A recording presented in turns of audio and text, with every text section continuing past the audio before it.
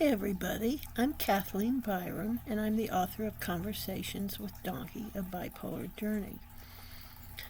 Tonight I'm going to read to you from my second book, which hasn't come out yet, and it is tentatively titled Kaffy the Love Donkey. And in that book is the chapter on love as a choice. I believe that love is a choice. Here's what I wrote. February 17th, 2010. I was thinking again today about how just before I turned into a donkey, someone dear to me told me that love is a choice. This was a different concept to me, and the more I turned it around, the more advantageous it seemed.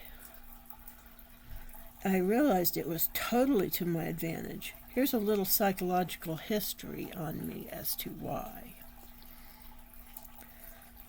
Why not share it? Hell, I've already told you the most private stuff imaginable. This ought to be a piece of cake.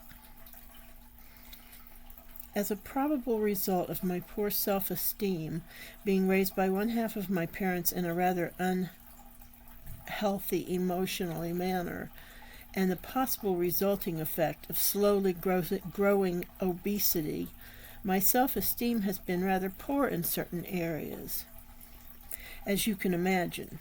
In others, I am wildly arrogant. Go figure. This must be from where my doting mother got a hold of me. So I spent a lot of my childhood, teen years, and adulthood in the last 2 years rejecting before I could be rejected. I remember with uncomfortable pain the assy response when I showed up at Guyan Creek Elementary in 2nd grade. I'm sorry, I meant to say my assy response. They called my name and everyone turned to stare, of course. Instead of smiling and saying hi, I gave them all the buggy-eyed, shaky face, meaning I was mocking their staring, curious faces. They all turned back around. Who'd want to be friends with that? When Dee asked me to skate, I was shocked. Who'd want to skate with me? Ooh, I replied before I could think. He skated with my friend. He was a nice, funny, friendly boy. He was cute, too. Still remember feeling, what? Something got screwed up here. I still remember feeling like a heel.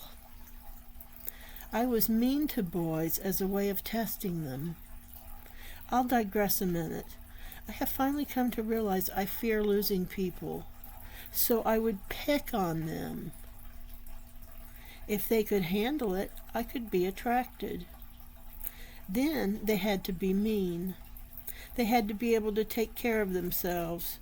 The possibility of losing them and suffering was too harsh to bear. I would sabotage relationships. I would either cling and then reject or just reject. My life is full of this crap. Full of insane crap, like when some guy refers to his wife, I automatically suspect he thinks I'm desperate and he has to head me off at the pass. Especially if I'm training him and being friendly. How soon will he so casually mention his partner? Do any other women have this feeling? Then I worry that I don't look blasé enough about it when he mentions her. I fear he will mistake my fear of being mistakenly thought of as attracted as being disappointed. Can you believe this? It's a horrible way to torture yourself and others.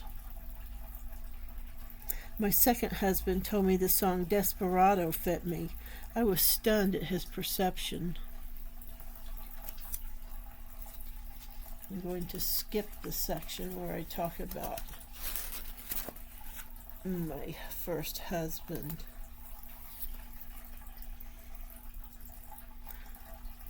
I talk about my husband here, my first husband, and I don't want to discuss him in public like that. So I'll move on here. I didn't marry again till 97.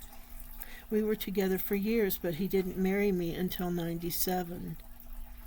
Then he cheated on me and asked me to leave 3 months later. I was relieved. He was verbally abusive and prone to fits. We never divorced. We are on good terms.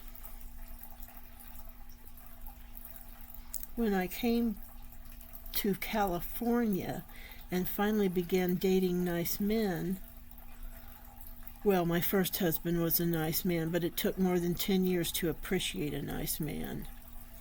But I wasn't ready yet. It wasn't until a couple years ago I burned up like a phoenix in a passionate flame for a grade A creepy weirdo, a control freak. After a few more guys, I lost it and stopped dating. I was finally sick of it. I snapped when a guy I was seeing and having dinner with him and his son made some comment about me not being his girlfriend. He pestered me for months after. Being pestered felt great. I never went back. I haven't dated now for about 2 years and turned into the donkey. I realized it was time to close the candy shop. No more being used. And that's where I'm going to stop for here, because I can't have a long video on this camera. For some reason it doesn't let me. I will finish this up on the next video. This is on love as a choice, and this is part 1. Thank you for listening. Please like, subscribe, and comment if you would. Thank you.